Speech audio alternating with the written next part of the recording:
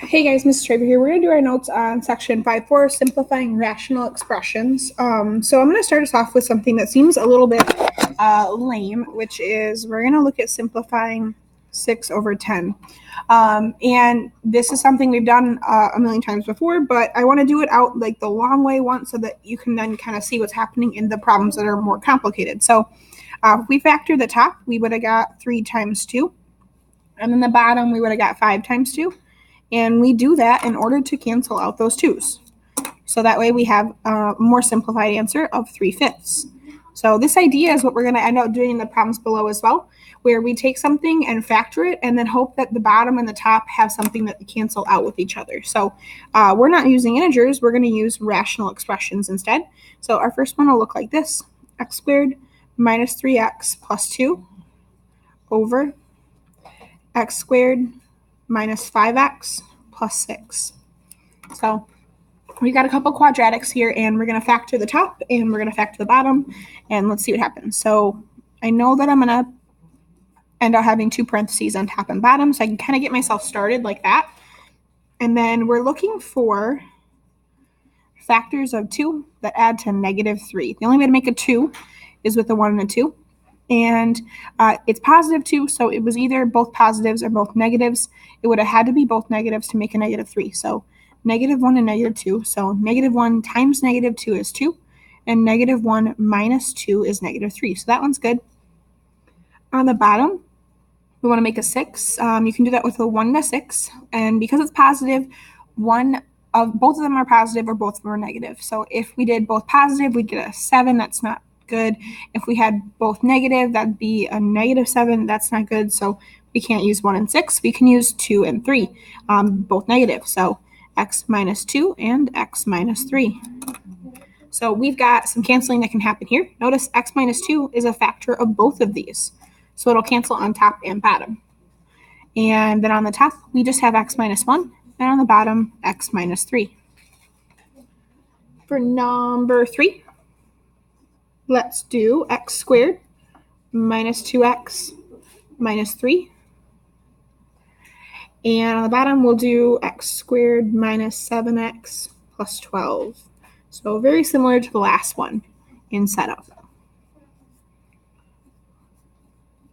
All right, so factors of -3. The only way to make a 3 is with a 1 and a 3.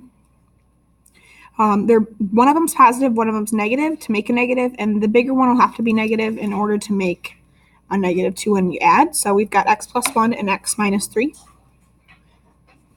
On the bottom, to make a 12, you could do it with a 1 and a 12. That won't give me a 7, though. You could do it with a 2 and a 6. That won't give me a 7, though. We could also do it with a 3 and a 4, and that will give me a 7. I'll need them both to be negative. So -3 times -4 is 12, and -3 minus 4 is 12. So those are good. Again, I've got some canceling here with the x minus 3's on top and bottom.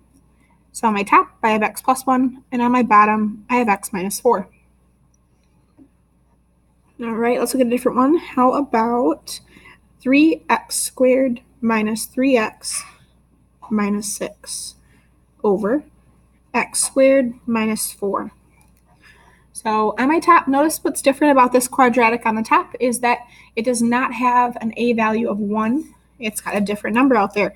So if that's the case, your big clue is that you should look for a GCF, and we can pull out a 3 in that case.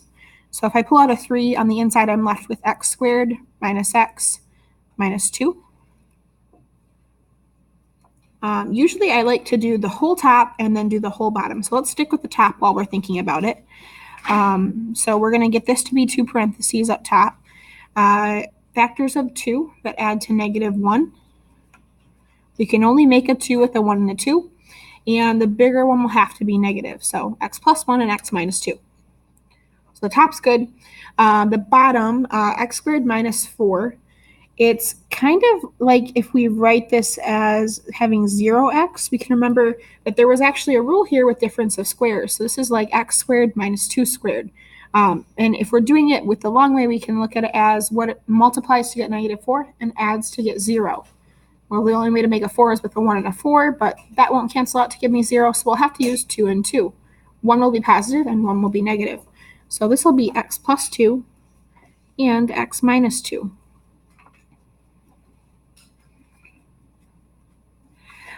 The other way you could have done it, if you remember the trick, this is something squared minus something squared. So you can take the square root of x, put it in the first spot, the square root of 4, put it in the second spot, and give yourself a plus or a minus.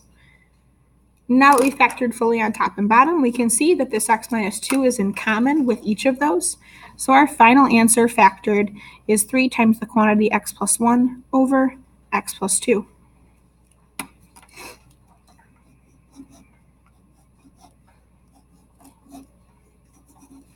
All right, let's do another one. This one will be a little different. So how about x minus 2 over x cubed minus 8? So let's see. The top is already factored, so that one's pretty much done. The bottom, I have to remember my difference of cubes formula. So if you don't remember difference of cubes, here's a reminder for you, kind of on the side. I'm not going to put these officially in my notes because these were old notes, but if we have the sum of cubes, it was a cubed plus b cubed. And if we have the difference of cubes, a cubed minus b cubed, we can factor them in the following ways. So they both have two parentheses. This one, a plus b to match. This one, a minus b. And then each of them have the terms a squared, ab, and b squared. It's just a matter of where the positives and negatives go. So notice the sum starts with the sum, the difference starts with the difference, and they each have one minus. So this one already has its minus, so the rest are plus. This one doesn't have its minus, so give it to it. So that is our sum and difference of cubes. We're going to use that in this problem. All right, so in this case, if I figure out what a and b are, then I'll be good to go. That's whatever it was before it was cubed. So in this case, our a was x and our b was 2. So we've got x minus 2 and x squared plus 2x plus 2 squared, or 4. Now we can see that we've got this that has canceled on top and bottom. And all I'm left with is 1 over x squared plus 2x plus 4. Final answer. All right, let's do one more. We'll do another one with the sum of cubes, and then I'll show you one with the grouping as well. So on our top, we've got x cubed plus 3x squared minus 2x minus 6. Now my bottom, I've got x cubed plus 27. So let's do our bottom. That's similar to the bottom we just did. So that one's fresh in our brain right now. So we've got a sum of cubes where a is x and b is 3. And it's a sum, so it's going to start with the sum. So it'll start with x plus 3. And then we've got x squared is my first term, 3x is my second, and 9 is my third. They have to have a minus, so this one doesn't have one yet. Give it to it. So there's my bottom. My top, we have 4 terms. It's a cubic, so we're going to factor by grouping. We'll look at the first 2 terms, and then we'll look at the last 2 terms. We'll do a mini GCF of both of them. And inside, I'm kind of trying to throw in a plus there. So GCF of the first 2 terms, what goes into x cubed and 3x squared, we can pull out an x squared. When we do, we can undistribute. So x squared times what would have given me an x cubed? I need another x. And x squared times what would have given me a 3x squared? I need a 3. GCF of these two guys, I can pull out a negative 2. And I'd be left with negative 2 times what is negative 2x? I need an x. Negative 2 times what is negative 6? I need a 3.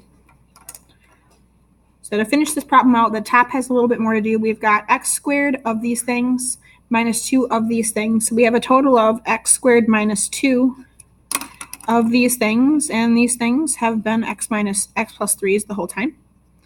Meanwhile, on my bottom, I had the sum of cubes. It gave me x plus 3 times the quantity x squared minus 3x plus 9. And now, and only now, can I see my canceling and get my final answer. X squared minus 2 on the top. On the bottom, x squared minus 3x plus 9. You know you're done when your top and bottom have been factored all the way and are no longer factorable.